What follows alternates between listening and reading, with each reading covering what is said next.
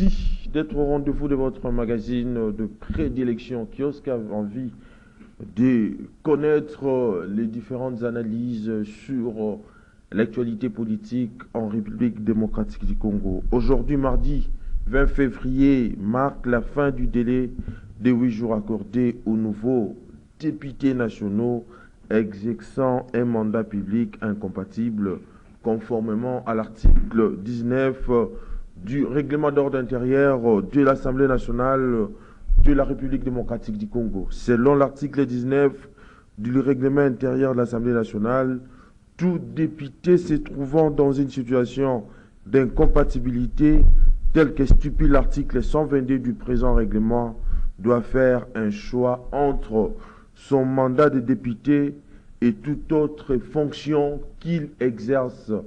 Voilà, cette analyse doit être débattue au cours de cette émission Kiosque, et ce choix qui doit être motivé doit également être signifié par les uns et les autres. Envie de connaître si vous êtes député ou vous ne l'êtes pas.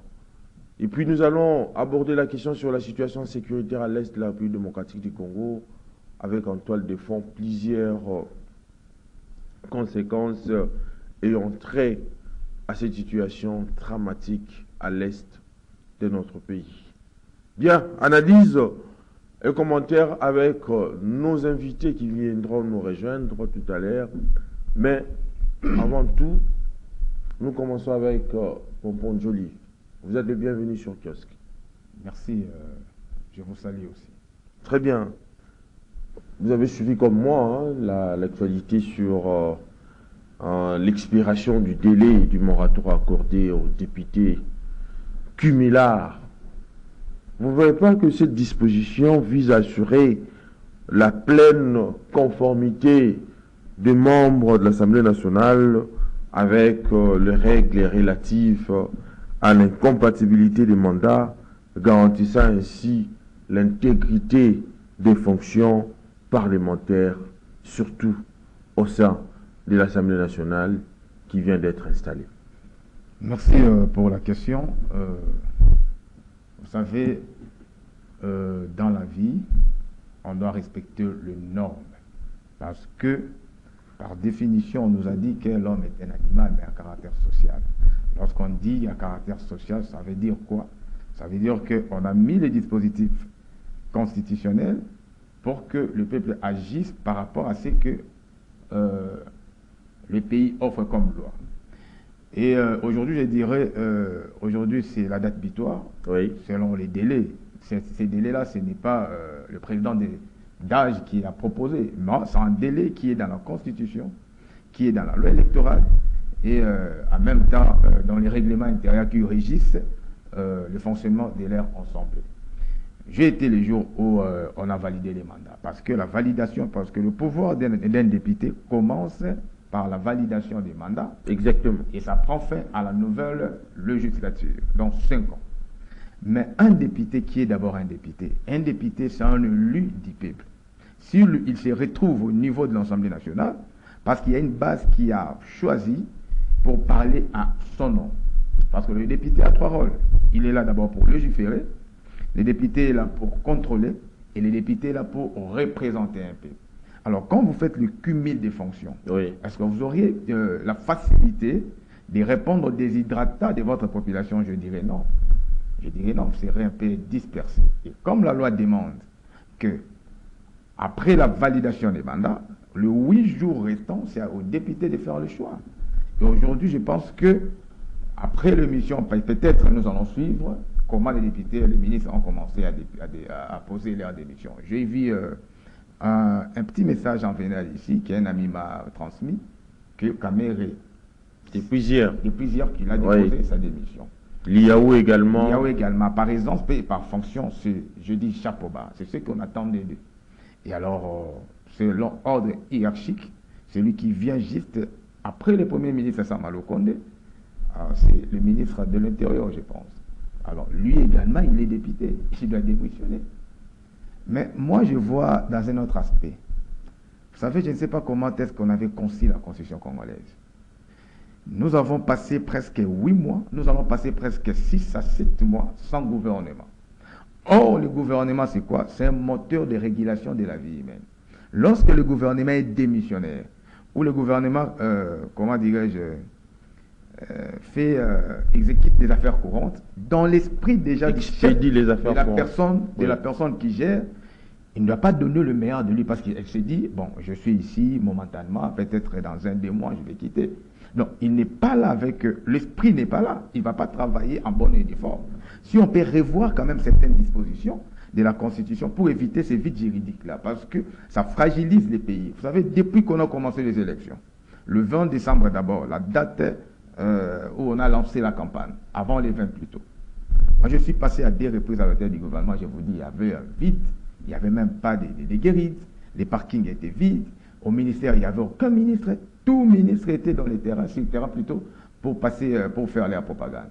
Mais tandis que le pays a besoin du ministre là pour travailler au nom de la nation. Donc, si on peut revoir quelque chose, on peut revoir rapidement ces dispositifs-là pour éviter ces vides juridiques. Parce qu'aux États-Unis, on a vu, dès lors le président finit avec sa prestation de serment, le lendemain, il commence avec ses affaires. Pourquoi chez nous, il fallait attendre la composition d'abord, la validation des mandats, la nouvelle session, et identifier la majorité, et l'informateur a 2 mois pour ce travail-là, et le pays est en train de stagner, et l'impact de ces freins-là, ça impacte sur la vie Mais face à la Constitution dont vous venez d'évoquer là, faudra-t-il admettre que la crise constitutionnelle est-elle normative ou bien anthropologique? Elle est anthropologique. Elle est anthropologique parce que les normes sont là. On a la Constitution. Je sais que c'est un travail humain et il y a des imperfections. C'est vrai, on demande à ce que nous puissions la réviser le plus tôt possible. D'autres personnes disent non, il faut un tabula rasa. Parce que la remise en question. La remise en question. Des préambules à la conclusion, il n'y a rien de beau. Mais lorsque vous lisez déjà le préambule de la Constitution, vous allez comprendre l'esprit de cette Constitution. Parce que le préambule dit que depuis 1960 jusqu'à nos jours, le crise qu'a connu le Congo, ce sont des crises de légitimité. Oui. Est-ce que c'est faux? C'est vrai. C'est vrai. Et alors, pourquoi ne pas laisser ces préambules-là? Est-ce que du premier chapitre au dernier chapitre, il y a toujours des bouillabaisse? Moi, je dis non. On peut revoir quelques dispositifs. Mais, je dis, c'est une crise d'anthropologie. Vous savez, tout ce que nous faisons, c'est l'homme qui est au centre de tout. Oui. Et alors, quel genre d'homme? C'est la personne de qualité. C'est pour cela que vous voyez des grandes équipes, des grands clubs européens ou occidentaux. Lorsqu'ils recrutent les joueurs, et il se dit, non, on a besoin de votre expertise. Donc, quand tu es meilleur, tu viens jouer avec nous, par exemple, le Real et le Barcelone. On ne recrute pas n'importe qui. C'est pas dit, comme je joue à Vita Club, je peux jouer au Real. Non. C'est-à-dire, il y a quand même des dimensions où l'acteur de la société doit dépasser les gens que lui, il est en train de gérer, par exemple. C'est-à-dire, cette notion, c'est une notion de puissance. C'est une notion géostratégique. Donc, il faut mettre des personnes qui vont répondre aux déshydratats d'une société. La Constitution est là, oui. Est-ce que la Constitution interdit d'enlever les immondices, tandis que la saleté rend nocive à la santé? Tout le monde le sait. Quelle est cette disposition constitutionnelle qui nous dit qu'il ne faut pas payer les ambassades, les maisons, tout ce que nous louons au niveau des pays frères et amis?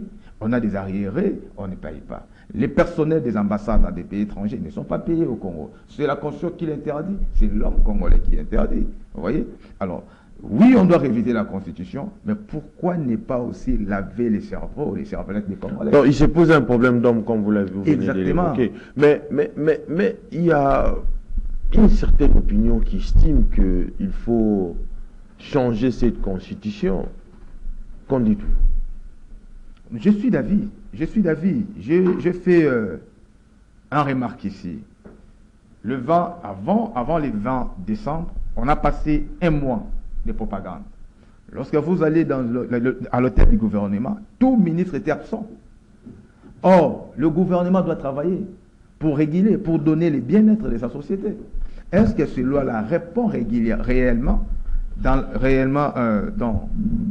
sur l'aspect socio-culturel de notre pays, j'ai dit que non. C'est-à-dire qu'on doit toucher la Constitution pour répondre Parce que pourquoi on a la Constitution? La Constitution, c'est la loi mère. Et la loi, c'est quoi? C'est quoi la loi? Lorsqu'on vote une loi, la loi doit répondre à un besoin. C'est quoi les besoins congolais? Éradiquer, résorber la crise. Parce que depuis la nuit des temps, vous avez vu le chef de l'État il y a une année passée au tribunal des Nations Unies. Au fin mandat, il est en train de réclamer la légitimité. C'est un problème. C'est quoi une légitimité? C'est-à-dire que c'est une expression d'une population. Parce qu'on ne peut pas parler d'une nation sans la population. Maintenant, cette population, on s'est dit, on se reconnaît par rapport à ce monsieur. Vous voyez? Parce qu'en sciences politiques, lorsqu'on définit une nation, il y a des éléments constitutifs. Il y a les autochtones, il y a les nationaux et il y a le mort. On ne peut pas parler d'une nation sans les morts. Oui. Maintenant, lorsque les esprits vivants, accompagnés par nos vaillants héros qui sont morts, qui ont laissé leur peau pour sauver cette nation, et il se dit, on ne se reconnaît pas par rapport à ces messieurs. Vous auriez du mal à gérer, parce que toute action publique de l'État rime avec des belles paroles de sa population. Et la parole a un effet spirituel. La gestion, il ne faut pas voir seulement comme ça, les RDC, 2 345 000 km² 410 ans. Au-delà de ça, il y a l'aspect mystique. Et lorsqu'il y a déjà une crise institutionnelle, plutôt crise de légitimité, comme dit notre Constitution, c'est ça les premiers problèmes. Vous voulez être des démocrates, vous voulez avoir un pays démocratique, mais on n'a pas de démocrates. Que veut la démocratie dans ces pays? Je dirais personne. Tout le monde s'attache au pouvoir. Donc, la première des choses, on peut faire comme Nyerere a fait en Tanzanie, comme beaucoup de gens l'ont fait, faire des tables rondes, essayer un peu de laver les cervelettes congolais, et puis avec une petite dose de dictature pour gérer les Congos. Très bien. Monsieur Joseph Kongolo, vous venez de nous rejoindre tout à l'heure. Nous parlons de l'expiration du délai accordé au député Cumilard. Donc, les fins de ce délai, c'est aujourd'hui. Vous, en tant qu'analyste politique, comment interprétez-vous ça? Bien, merci. Merci beaucoup, M. Eddy. Merci Poponjoli. à mon ami Poponjoli. Merci. Bien, je crois que une démocratie a ses principes. Et les principes sont réunis dans un document, n'est-ce pas, qui s'appelle la Constitution. Et un État qui se veut de droit, c'est un État qui doit, disons, respecter la loi. La loi doit être au-dessus de tous. C'est un État de droit. Or, cette situation, elle est suffisamment codifiée dans la Constitution. Il y a même une jurisprudence. Justement, je crois qu'avec le même cas, donc, à mon avis, c'est quelque chose qui ne demande même pas un débat. Parce que la Constitution a suffisamment codifié là-dessus. Et en plus, il y a une jurisprudence qui existe.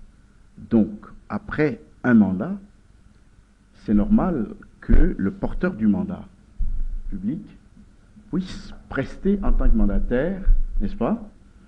Et dans un pays comme celui-ci où vous avez plus de 70% de la population qui est en chômage, je vois très mal pourquoi on doit faire le cumul de postes. Oui. Je crois que c'est immoral dans un État comme celui-ci où vous avez les compétences que un seul député, à la fois il est député, à la fois il est ministre, à la fois il est ceci, il est DGA, il est administrateur dans une entreprise publique. Je crois que c'est immoral et je pense qu'il faut mettre de l'ordre dans ces choses-là.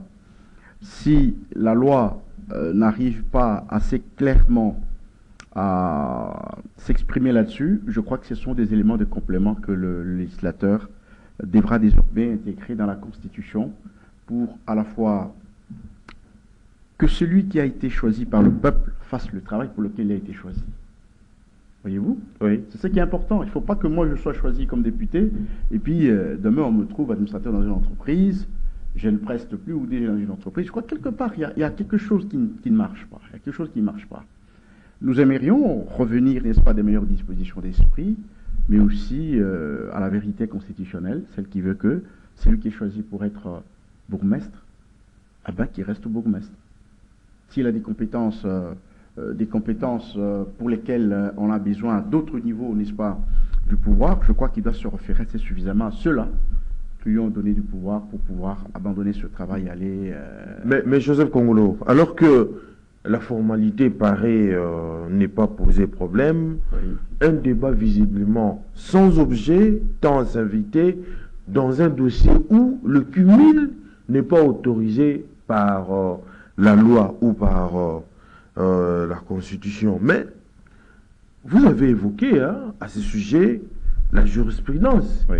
Cette jurisprudence aussi, on peut citer l'exemple de Mouzitou qui renseigne en son temps, et plus précisément en février 2012, les précités dans sa casquette de député national avait sportivement rendu les tabliers Oui. au profit de lui Koya Diallo.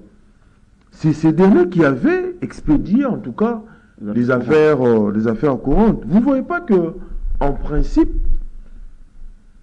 la règle du jeu n'est pas changée. Mais pourquoi nos ministres, jusqu'à preuve du contraire, tardent toujours à rendre les tabliers?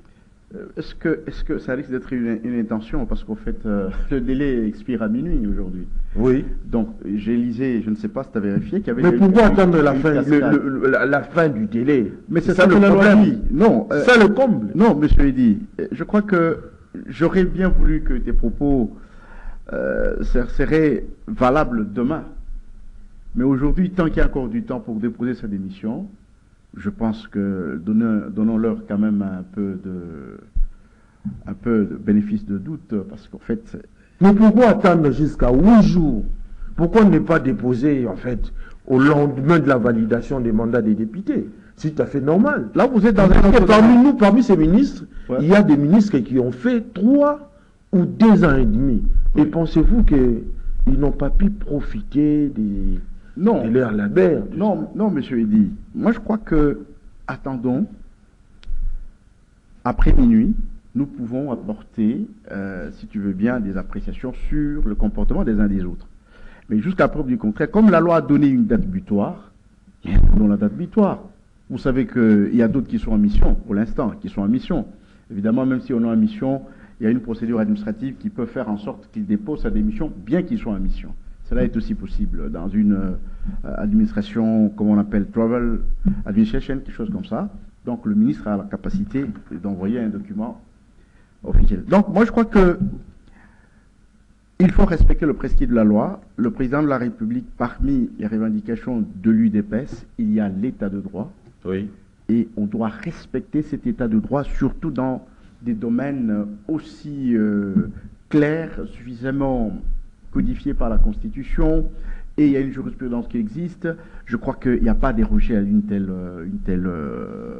décision, une telle règle. Il n'y a pas dérogé. Et nous pensons aujourd'hui que le président de la République doit faire respecter la Constitution parce que le fonctionnement des institutions dépend de lui. Il doit faire respecter la Constitution et pousser tous les ministres à démissionner pour rejoindre ceux qui veulent. Attention, il y a une incision qu'il faut ajouter. Ceux qui veulent bien, Oui. n'est-ce pas, ils peuvent choisir rester au gouvernement, Soit dans ces rester conditions, député soit national. rester député. Donc, Oui. il faut les pousser à faire ce choix au plus tôt, avant la date butoir qui est arrêtée par la Constitution. Pompon Joly, je reviens à vous. Vous avez suivi l'argumentaire de M. Joseph Kongolo, qui du reste estime qu'il faut encore laisser du temps, jusqu'à minuit. En fait, mais on a vu des démissions, telles que vous l'avez évoqué, de Vital Caméré, Jean-Pierre Diaou. Mais en cas de défaut des réponses dans ces délais impartis, vous ne voyez pas que le député est présumé avoir renoncé à son mandat parlementaire, tel qu'il a dit, M. Joseph Kongolo? Merci. Vous voyez, chez nous au Congo, il y a un souci. Il n'y a pas de proactivité au chef de nos dirigeants. En principe, c'était le lundi passé Oui. qu'on a validé les mandats. Donc leur mission a commencé les lundis. Et l'ancienne Assemblée nationale était déjà conjuguée au passé. Par essence et par fonction, moi je crois attendre le mort subite, ce n'est pas intéressant.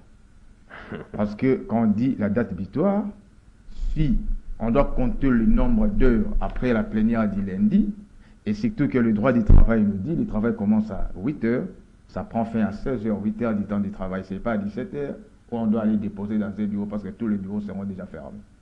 Donc s'il faut attendre minuit pour aller déposer, je pense qu'il y a déjà une vis plutôt. Parce qu'aucun bureau travaille à 0 heure, aucun.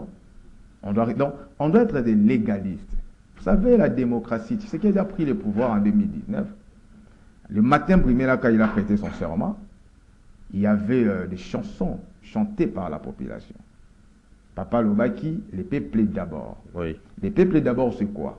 C'est la démocratie. C'est ce qui a dit l'icône. Les pouvoirs au peuple, par le peuple, pour le peuple. Donc, le peuple d'abord. Une autre définition de Papa Étienne. Alors, lorsqu'on parle de la démocratie, c'est-à-dire que la démocratie, c'est la nomocratie. Nomocratie plutôt. Nomos kratos, le pouvoir de la loi. On ne peut rien faire sans se référer à la loi. Vous voyez? Donc, aujourd'hui, aucune loi a dit on doit aller déposer à la date butoir, donc à 0 heure. Non, parce que le travail, ce n'est pas à 0 heure. Mais l'Assemblée nationale est régie aussi par un règlement intérieur. Exactement. Je pense qu'avant que le président de l'Assemblée nationale, donc le président du bureau d'âge, puisse s'atteler sur cette fameuse loi, je dirais, parce qu'il y a des lois. Il y a la loi électorale, l'affirmation, la Constitution, affirmation, et le règlement intérieur de l'Assemblée nationale, que les députés ne peuvent pas faire un cumul des mandats. Donc il y a des mandats électifs, hein, comment dire encore, que quand tu as été élu, tu ne peux pas travailler comme ministre, comme conseiller, comme il y a l'incompatibilité. Vous voyez? Donc, par respect de la dignité d'une nation, moi je crois que, et surtout que nos députés ont suppléance leurs femmes et leurs neveux. Donc rien n'empêche, parce que les députés dans la loi, quand tu pars au gouvernement, tu restes au gouvernement, tu ne perds pas ton siège. Tu les gardes, parce qu'après ta mission au niveau du gouvernement ou comme conseiller quelque part, tu vas récupérer ton siège calmement. On va te valider. Tu connais quand même les pratiques de l'Assemblée nationale. Oui. Donc, le pays est stagné, je vous ai dit, depuis près de 4 mois déjà. Doit-on continuer avec cette allure pendant que la population attend la réponse de l'air déshydratat? Parce que la vraie vision, c'est qui? Ce ne sont pas les ministres. La vraie vision qui conduit la nation, c'est le président et l'Assemblée nationale.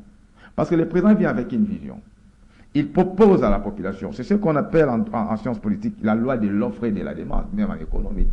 Que demande les peuples? Le bien-être. C'est quoi le bien-être? L'emploi, la mobilité, le logement, ainsi de suite, c'est 5. Mais les peuples demandent, le président arrive, dit, bon, si vous m'élisez, si vous me votez, voilà ce que je vais vous donner. Voilà, il promet pendant la campagne.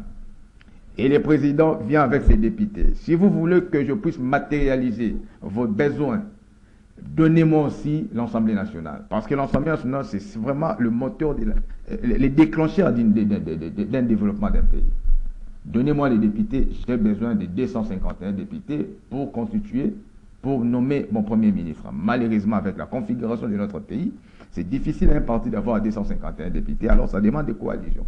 Donc ils vont conglomérer avec certains députés pour avoir la majorité et il va nommer les premiers ministres au sein de cette majorité. Mais quand nous allons attendre la nouvelle législative, ça commence les 15, dans 2 semaines et demie, je pense. Et quand la nouvelle législative commence, les présidents, il y aura encore des tractations parce que les formateurs à 1 à 2 mois. Donc nous allons croiser nos bras, nous allons rester bras ballants en train d'observer tout ce théâtre-là, même pas ce théâtre, le vide-là qui impacte sur l'avancement du pays. Donc moi, je me dis, à mon humble avis, oui, on doit étudier cet aspect avec beaucoup de circonspection pour aider la nation. Parce que c'est des coutumes, hein. Chaque législature, il y a quand même un vide juridique. Et nous avons des ennemis partout. Parce que nous vivons, la société, c'est comme vous êtes dans la jungle. Le plus fort domine. Dans la géostratégie, dans la géopolitique, je peux aller guetter ou dépasser une frontière pour prendre quelques besoins dans un pays voisin. Ça s'est fait malgré que les Nations Unies est contre ça. Mais nous vivons dans un monde où il y a des failliteurs. Comment maintenant sécuriser votre société? C'est en dotant la société des lois qui riment avec des réalités socio-culturelles d'un pays. Moi, je crois que cette constitution ici, pas vraiment la réviser, mais on doit toucher beaucoup d'articles pour que ces articles-là puissent répondre tant soit peu plutôt aux besoins de notre population. Mais ces Joseph Kongolo, je reviens à vous.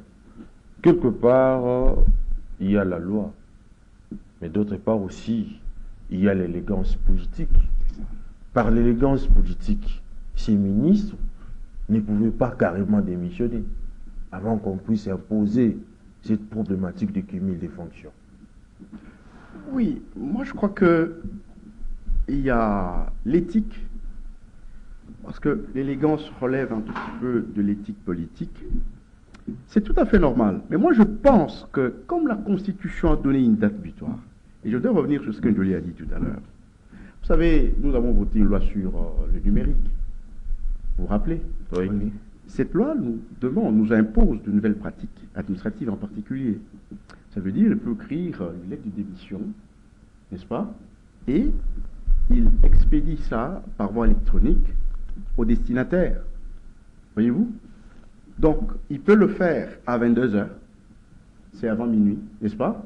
Parce que l'heure de réception sera notifiée.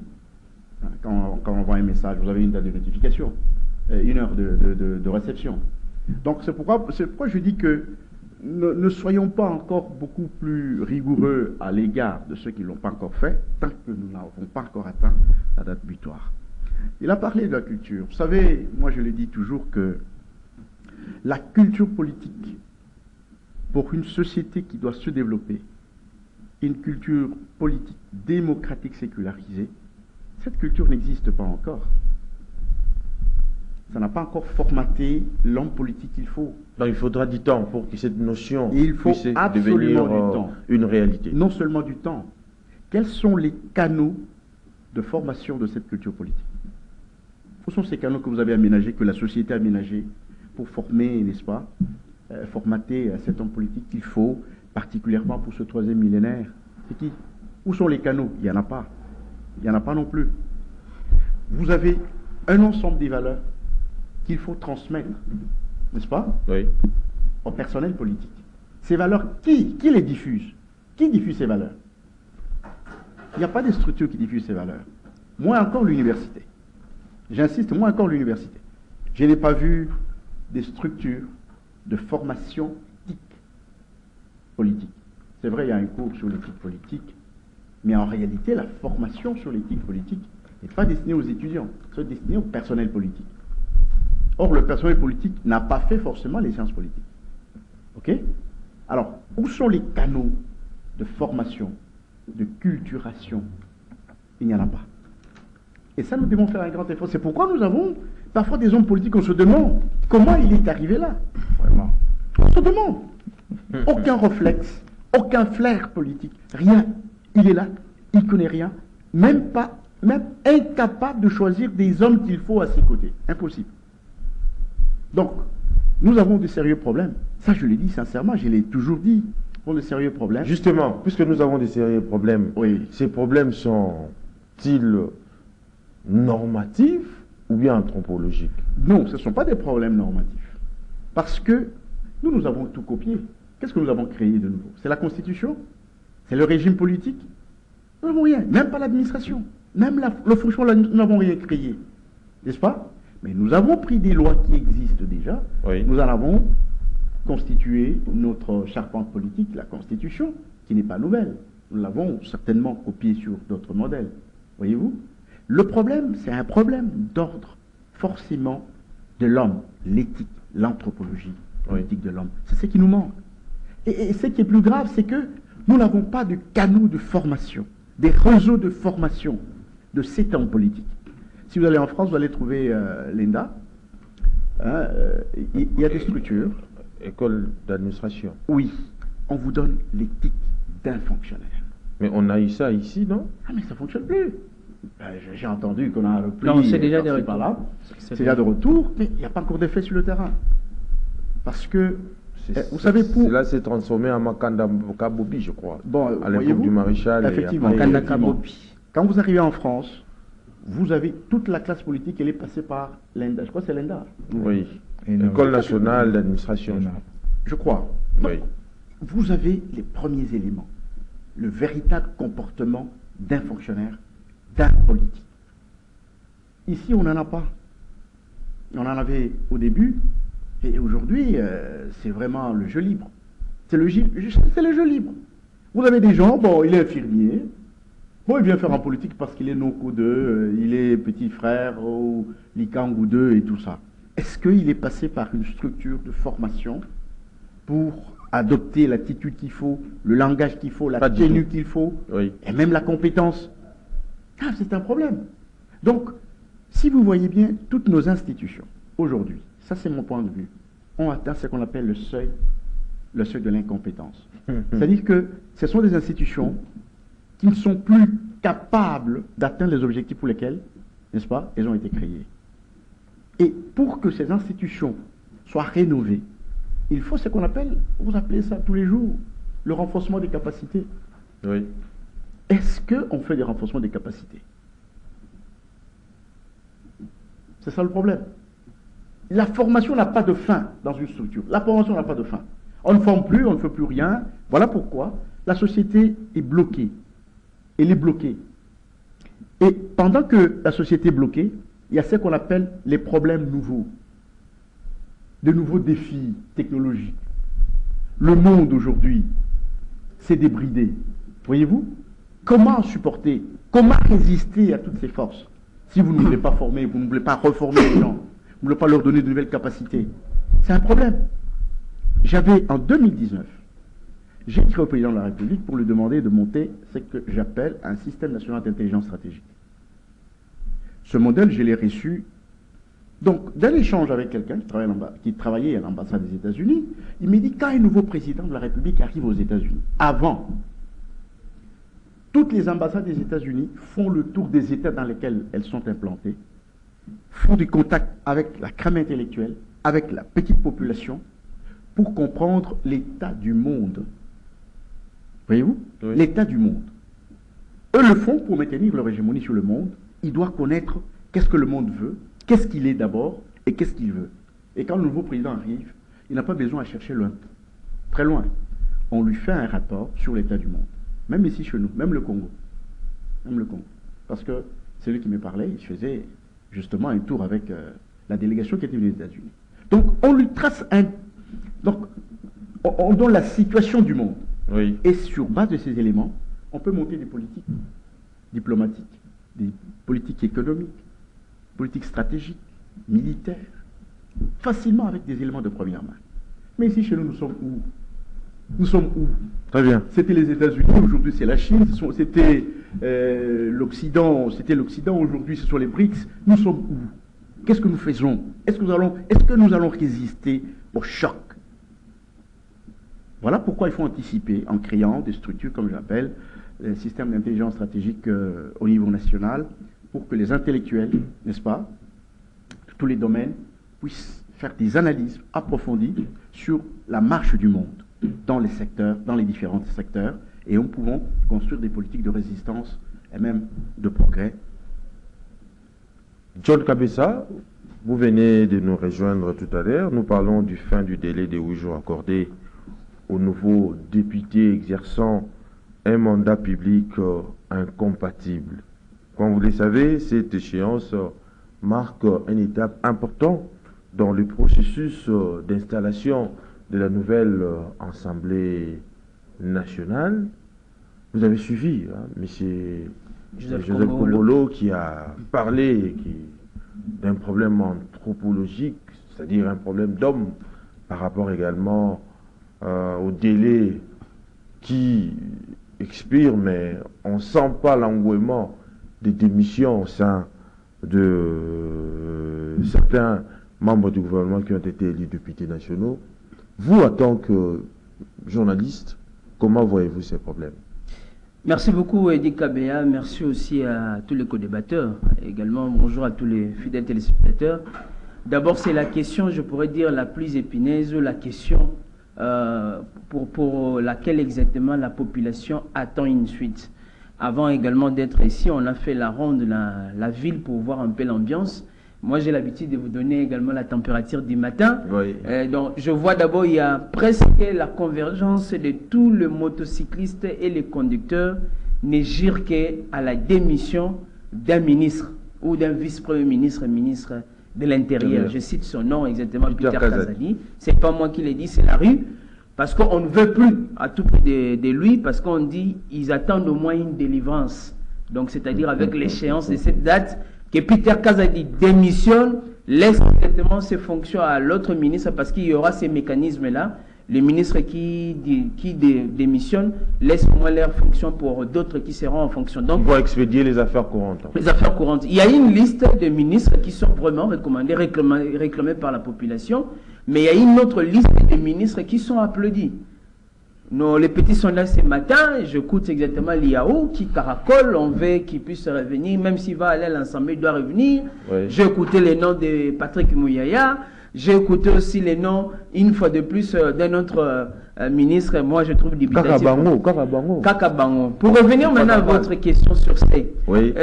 Ça dérange. Je vais d'abord évoquer ici la Constitution, c'est l'article 108 de la Constitution qui consacre, qui pose même ces problèmes liés à la compatibilité ou à l'incompatibilité des fonctions publiques. Ni aucun député, sénateur, élu n'est pas exactement concurremment ou soit conquitamment, c'est ça également le mot, c'est-à-dire détenir des fonctions au même moment avec également ce qui concerne les mandataires publics, les magistrats au sein de la police, au sein exactement des FARDC, ainsi de suite et tout. Mais les cas sont examinés ici, nous avons, comme vous avez posé les problèmes, un cas de Kimil, mais pas de Kimil également facile. Moi, j'ai qualifié ça la fois passée, nous avons des Kimil en doublure. Nous avons des Kimil en triplure. C'est-à-dire, vous trouvez la même personne qui est sortie député, il est député national, député provincial, il est encore ministre en fonction. Ils sont là. Vous allez voir exactement, je me pose la question, est-ce que le Congo n'a pas d'autres personnes? Le Congo n'a pas d'autres compétences. Le Congo n'a que eux. Pour dire, comme la population dit, donc, Kakabango, Bamisou Bazate. D'une certaine manière, c'est une forme d'injustice sociale. Je voulais d'abord marquer. Inégalité sociale, en fait. Inégalité, même injustice sociale, dans la mesure où la Constitution consacre également la répartition équitable des ressources de la République. La même personne là qui est député provincial, qui est député national, qui est également ministre, accumule ou également cumule toutes ces fonctions, y compris les avantages. Je vous dis exactement, salaire, émolument, indemnité, comme vous voulez sur ces. Comme vous voyez très bien, je crois que c'est hier ou avant-hier, il y a un pays qui a lancé les Go, les tons, sur le plan africain. Je crois que vous avez suivi, c'est le Burkina Faso. Donc, le président a dit ceci, si vous voulez être député, vous voulez servir la République ou quoi que ce soit, on a gelé. C'est-à-dire, il n'y a plus question de salaire ou quoi que ce soit. Si vous voulez servir la nation, servez la nation, vous aurez des petits avantages pour démontrer exactement si vous servez la nation. Est-ce qu'ici, c'est là va rencontrer l'assentiment de nos députés? C'est là, je trouve, c'est une association, on appelle ça la solidarité dans le mal, exactement une solidarité négative où on trouve des gens qui se protègent entre eux. Je suivais exactement les débats, on parle de groupes de réflexion ou d'intelligence. Il y en a exactement, nous tous, on doit se le dire. Moi, je fais partie de l'ANARIC, je fais partie également de la DIPOL avec mon confrère et Popon Joly, c'est-à-dire il y a des groupes de réflexion, il y a des think tanks, c'est-à-dire des centres d'intelligence. Aujourd'hui, on a le SPC. Est-ce qu'une fois de plus, le gouvernant consulte, je parle très bien, cette intelligence avant de poser des actes. Je parle sur le plan constitutionnel, sur le plan juridique, sur le plan politique. On ne consulte pas. Même du côté, ce qui concerne la communication ou les médias, il y a des professeurs qui pouvaient également se retrouver. On doit réfléchir. Que deviendra le Congo dans 10 ans? Que deviendra le Congo dans 5 ans? Pour dire ceci, en rapport avec ces cas de Kimil en triplure, Kimil exactement en doublure des fonctions, je l'ai dit, c'est de là que se pose la problématique à la fois entre la politique éthique et l'éthique politique. La fois passée, j'avais parlé de la gouvernementabilité et la gouvernementalité. Aujourd'hui, c'est l'éthique politique et la politique éthique. L'éthique politique, c'est l'ensemble des comportements, des attitudes et de tout ce qui est également orientation philosophique pour conserver des postes, agir dans l'arbitraire, agir sans cœur. Ça, c'est également l'éthique politique. On vous met également dans ce qu'on appelle la peau d'un politicien. Mais la politique éthique, l'art exactement, c'est aussi l'ensemble des valeurs qui permettent à nos dirigeants, à nos élus, d'agir en tenant compte des bons sens et également des valeurs sur le plan républicain. C'est là où j'ai dit, quitte à nous de départager nos politiciens, soit nous voulons une société avec des politiques qui appliquent l'éthique politique, soit nous voulons une société avec des politiques qui appliquent également la politique éthique pour essayer de voir la conservation et presque tout. En somme, un problème d'homme, oui, parce que récemment, je vous ai même, on a suivi hier un communiqué avec également l'OSPC, je vous ai dit, il y a la thématique liée à l'éducation à la citoyenneté, au patriotisme. Je trouve ça injuste. La date c'est là, mais on voudra à tout prix qu'on puisse respecter l'échéance. Et de là, je propose, pourquoi la Constitution n'exige que la déclaration du patrimoine des ministres à l'entrée de leurs fonctions? C'est une bonne chose. Mais je ne sais pas si je me trompe, cher Joseph Kongolo et puis Popo Njoli. Est-ce qu'il y a une référence qui déclare ou qui exige aussi la déclaration du patrimoine à l'entrée des fonctions également des députés et des sénateurs? On doit voir cela parce qu'il y a un enrichissement insolent, excusez, très insolent. Vous voyez un député à l'espace de 3 mois qui vous commence à vous construire en désordre, à acheter des parcelles. Et on a même vu sur la toile, on a demandé l'information en travers les enquêtes. Mais ils ont un bon salaire en fait. Mais on nous a parlé ici des frais d'installation. Vous avez vu les chiffres qui circulent, 40 000. On est allé pour poser la question. Le bureau Mbo se dit, et ils ne sont pas saisis de la question, on ne connaît même pas. Mais qui a fait circuler cette information, on ne sait pas. Mais moi, je pense que c'est une information qui a fuité. Parce que parmi les députés nationaux, il y a des C qui touchent, mais qui ont aussi les cœurs. À côté également de la population. Il dit, Bandeko, n'a touché qui 40 000 ou 21 000. Oui. Je voulais juste vous paraphraser, mais je voulais que l'on puisse faire une réflexion. Parce que les problèmes sur lesquels portent ces réflexions tournent autour d'un postulat. Tout d'abord, je suppose que tout changement dans le monde moderne n'est pas essentiellement l'œuvre du hasard. Il procède également de l'esprit créateur de l'homme. L'homme conçoit d'abord puis matérialise et objective ses idées. Mais vous ne voyez pas qu'au centre du problème du développement, maintenant on trouve l'homme. L'homme des sciences, homme des conceptions et des réflexions. Mais bien sûr, des citoyens honnêtes ayant une mentalité tournée vers le développement grâce à une certaine vertu. Vous ne voyez pas que l'un et l'autre manquent encore au Congo. Les premiers doivent encore se former et puis se discipliner. Je vous dis, vous connaissez les mal Zayora, non? C'est le mal Zayora qui a traversé, qui est devenu le mal congolais. Et si vous allez voir, que cela soit Mobutu, Laurent Désiré, Joseph Kabila et récemment Félix Tshisekedi, il ne parle que d'une seule problématique liée à l'homme congolais, la mentalité. Je rejoins votre question pour dire que c'est l'homme qui est au centre de tout. Mais il est temps qu'on puisse au moins réformer ou créer les conditions de ces nouveaux hommes ou nouveaux types également de Congolais. Je l'ai dit, même sur le plan religieux, c'est l'homme. Regardez l'homme religieux ou l'homme spirituel congolais. Il est à la base de beaucoup de bévues dans la société. Regardez, même nous les scientifiques, je ne dis pas de manière généralisée, mais nous sommes à la base de beaucoup de choses. Professeurs d'université, spécialistes de tel domaine. Vous voyez ces agissements, vous dites, est-ce que les professeurs, c'est les mêmes qui nous ont enseigné? Je vais vous faire rire, il y a un professeur qui nous disait à l'INIKIN, pour dire, regardez celui qui est à l'auditoire ici, mais ce n'est pas celui qui est en fonction. Celui qui est en fonction là-bas, c'est mis dans un système où c'est compliqué. Mais celui qui est dans l'auditoire vous permet également d'y aller. J'ai dit, l'homme spirituel congolais ou l'homme également religieux a un problème, l'homme scientifique a un problème, l'homme politique a un problème. Tout cela, c'est qui forme cette pyramide ou l'architecture d'élever la nation maintenant vers le bas ou le nivellement vers le bas pour que la société puisse au moins tomber. Qui va sauver le Congo? Même aujourd'hui, la classe dirigeante, je ne trouve pas, ce n'est pas une classe lumière, comme on le dit, qui pourrait éclairer la société. Vous n'avez qu'à voir 2006, la législature de 2006, 2011, 2018 et 2023. Regardez la qualité de nos élus. Regardez la qualité des députés, vous allez voir, le Parlement caméré est différent de Bochab. Le Parlement de Bochab est différent de Minako. Et le Parlement de Mabunda est différent de Mosso. Et à partir de Mosso, moi je demanderai à tous les Congolais de faire la conclusion. Est-ce que Tomati, c'est-à-dire réflexion Mati, Valer et Mati, ou bien Tozochite, je parle bien en lingala, il y a ce qu'on appelle descente aux enfers. Il est temps que les structures de la société civile, que la structure, comme on dit, la société savante, et même les partis politiques, qu'on puisse se retrouver pour savoir comment recréer les nouveaux types de Congolais. C'est parce que la société civile est inféodée. Hein, la société civile est inféodée. c'est que si on a appelé aujourd'hui, je crois, l'opposition, je crois, la majorité. je crois, en fait. avant on n'a pas fait partie de là. J'ai Oui. dit la fédération maintenant de tout Juste cela. avant de donner la parole à mon ami Jules, Oui. pour répondre un peu sur John. le tas, Oui. rapide, pour ne pas perdre le fil d'idée, il faut faire très attention dans l'évolution des sociétés et du monde.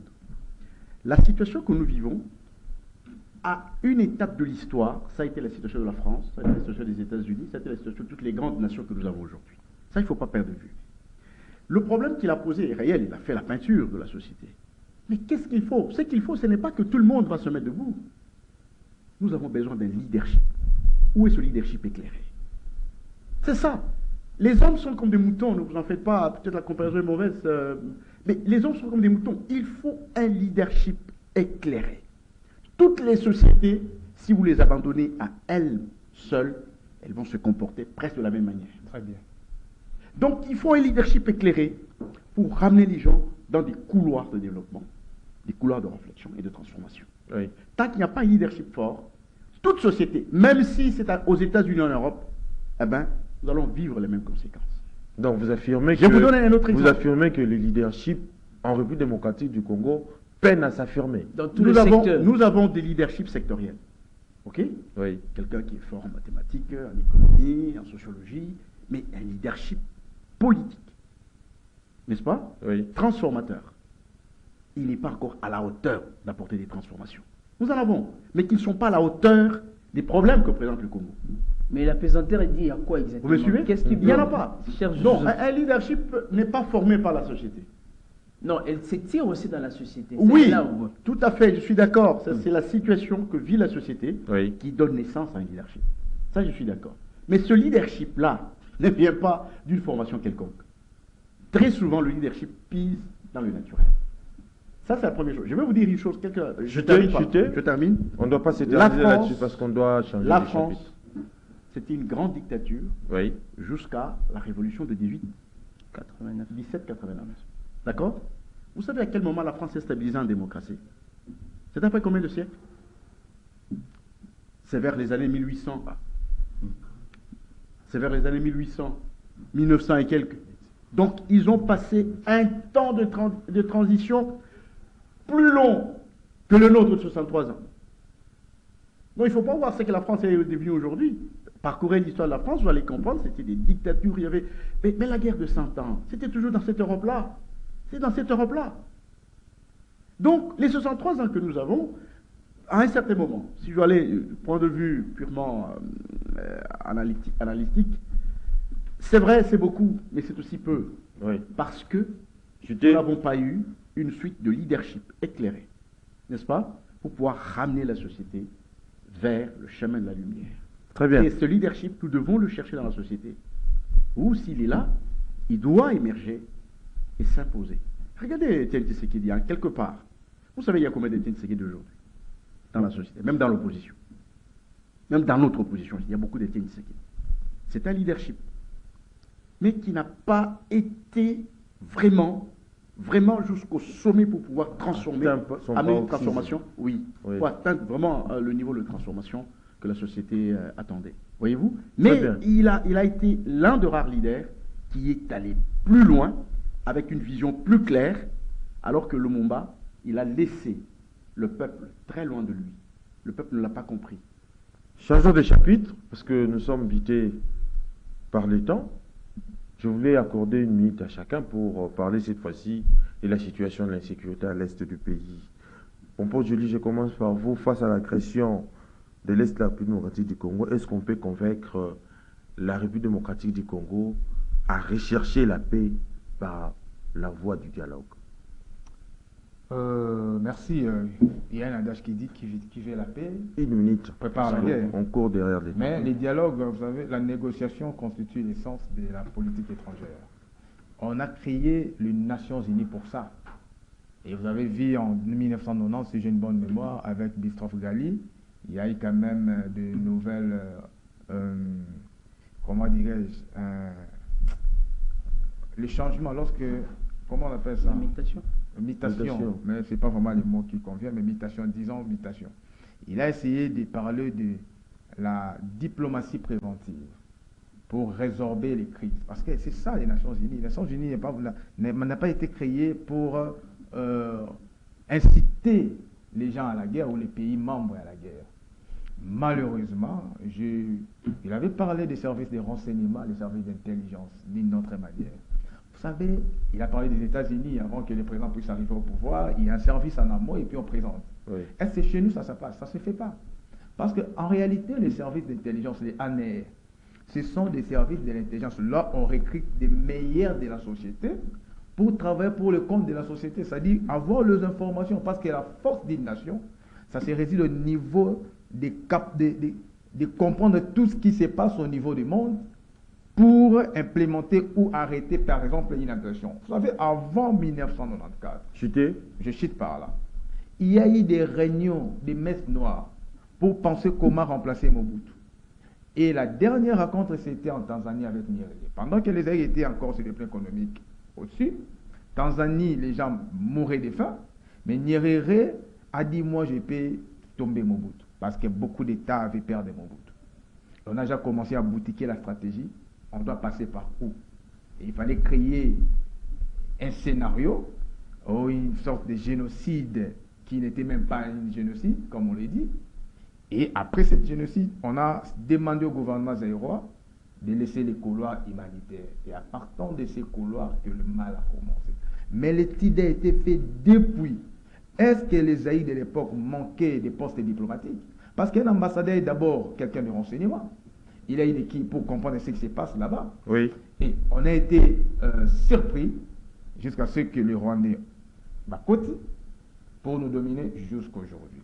Le service d'intelligence doit être activé en RDC. Très bien. Ce n'est pas un service où on recrute tout le monde, pas parce qu'on a un bureau non. C'est un service où on a besoin de Mwanda, on a besoin de Mokolo Mpongo, ce genre de personnes, de cerveaux, de HK, de HK plutôt.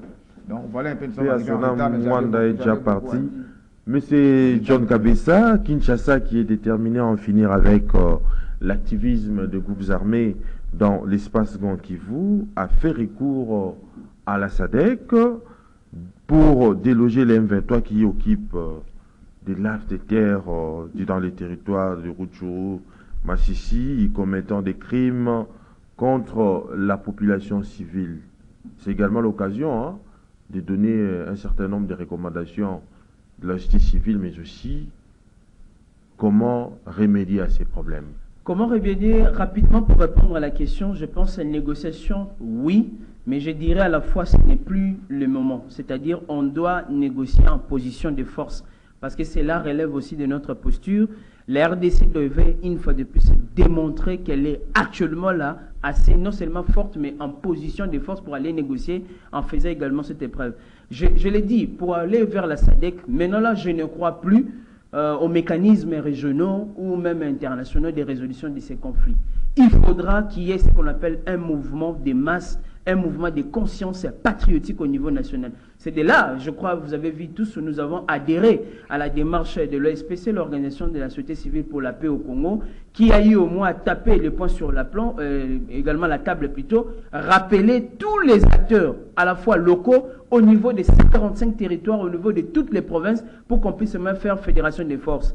Actuellement là, si vous allez voir même en termes de recommandations, on peut une fois de plus urgemment mettre fin d'abord aux relations directes diplomatiques entre nous, la Pologne, l'Ouganda qui fait les double G, et à la fois j'ai aimé, c'est que l'OSPC a dit signer ouvertement ce qu'on appelle des nouveaux caps ou des nouveaux accords exactement en tenant compte exactement de ce que la Russie veut donner, des accords puissants, mais aussi adhérer une fois de plus aux BRICS ou également au bloc Brésil et Russie et Inde, également Chine et France, mais aussi sortir de la francophonie. Là, j'ai plus aimé sortir de la francophonie parce qu'on a compris, la francophonie et les autres États africains regardent ce qui prouve aujourd'hui le Congo est seul devant sa situation, on fait semblant, c'est comme si on ne donne pas sur ses. Mais aussi, il y a un élément important, on a dit d'augmenter les soldes des militaires parce qu'on a trouvé ces compatriotes qui servent sous les drapeaux sont déterminés. Prochainement, on annonce la mobilisation générale des actions, les grandes envergures avec l'OSPC, ce qui rappelle qu'on laisse les politiques faire leur travail, qu'on laisse les diplomates faire leur travail, qu'on laisse les militaires sur le terrain faire leur travail, Oui. et nous également, c'est de la société civile, nous sommes tous de la société civile, pour dire fédération des forces. En somme, il y aura une fois de plus les amis du Congo qui vont revenir pour une fois de plus appuyer. On a suivi la déclaration de Kagame. Il semble que Kagame est en perte de vitesse. Vous avez suivi le communiqué hier où le Rwanda accuse la RDC d'activer les mécanismes et tout. Ouais. Comme j'ai dit une fois de plus en lingala, on dit Nanu Bayo quitté. Bazoyoka déjà le Kitokoya, donc c'est certain temps, on commence à tirer à tous les niveaux. C'est-à-dire, on va revenir ici. Kagame n'a pas l'opinion, n'a pas la force également de démontrer pendant ces 30 ans pour dire soit le Congo est vivant, soit il n'est pas vivant. Voilà un peu. Très bien. Monsieur Joseph Kongolo, accepter de négocier avec nos agresseurs, c'est renoncer à la thèse de l'agression et cautionner en même temps l'occupation. Je voudrais dire ceci. Nous allons nous battre Oui, et nous allons négocier. N'est-ce pas? oui. Talk and fight. C'est un principe politique très bien connu. Mais ce qu'il faut savoir, M. Eddy, c'est que nous sommes obligés de nous battre. Je vous ai dit que l'ordre de 1945 est en chute. Et dans la période de transition, c'est une période de bouleversement. Et ce bouleversement s'accompagne des violences. Ce bouleversement s'accompagne de démembrement des États. Rappelez-vous la Yougoslavie, rappelez-vous du Soudan, rappelez-vous d'autres États qui ont connu, n'est-ce pas, le même choc. Voyez-vous? Donc, vouloir garder la République dans ses dimensions actuelles demande la guerre. Parce qu'aujourd'hui, on ne sait pas qui dirige le monde. On ne sait pas qui dirige le monde aujourd'hui. Donc, il faut la guerre. Et entre-temps aussi, il faut négocier. On se bat et on négocie. Comme Kabissé l'a dit tout à l'heure, on ne peut pas négocier en position de faiblesse. On ne peut pas négocier à genoux. On ne peut pas négocier en dormant. On négocie debout. Donc, il faut se battre d'abord au front, récupérer des positions, Oui. mettre les gens dans une situation d'insécurité, d'inconfortabilité, et après, pour l'honneur, leur demander de négocier pour qu'ils libèrent, n'est-ce pas, le territoire national. C'est très important. Et vous savez que le niveau le plus haut, la barre la plus haute que le président a mise, j'ai accepté ça. Il dit, avant de négocier, vous libérez le territoire, Oui. les populations en errance rentrent dans leur domicile, après seulement, nous pouvons négocier. C'est normal, quand vous allez en négociation, vous êtes tous avec la barre la plus haute, n'est-ce pas? C'est peut-être dans le choc qu'on peut revoir la situation. Très bien. Mais il faut se battre, il faut négocier debout et non couché. Très bien, nous sommes arrivés à la fin. Merci à Doudou Montiri qui a réalisé cette émission. Kiosque, le rendez-vous est donc pris pour le jeudi prochain. D'ici là, portez-vous bien et bonne suite de programme sur Canal Congo Télévision.